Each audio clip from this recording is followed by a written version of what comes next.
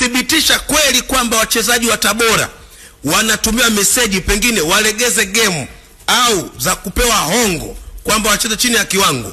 Paul Chacha, mkuu wa mkoa.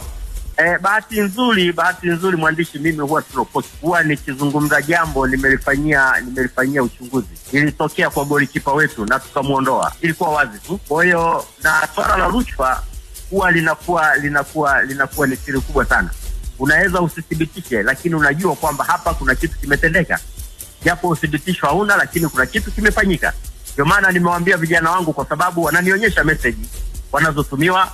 Nawaambia kama mtu kakutumia hela, wewe huwezi kurudisha hela. Wewe chukua, fanyia matumizi yako, lakini nenda kaonyeshe kiwango chako uwanjani, ukutambue wewe. Vipi, wamekuonyesha meseji za pesa au meseji za kwamba walegeze game? Sipo meseji pengine ya siri tu. Mheshimiwa, manako umebaini, mheshimiwa umebaini na ukajua hizo meseji za hela au walegeze game wacheze chini ya kiwango. Wengine wanaahidiwa kwamba wakilegeza na ikaonekana wamelegeza watalipwa baada ya mechi. Kwa hiyo kama mwenyekiti wa ulinzi na usalama mkoa wa Tabora na wewe ni RC hapo, unaruhusu pengine TAKUKURU ianze kufanya kazi? Nishatuma vyombo, vipo kazini. Niliwaambia kama jana umenikosi vizuri. Ndio. Nilisema kuanzia usiku wa leo mpaka siku ya mechi taona kitakachotokea. Sawa, mlimbaini golikipa gani huyo? Kuna golikipa mmoja tulimuondoa katika kikosi chetu. Anaitwa nani? Na sasa hivi yupo nafikiri ni Singida Black Stars.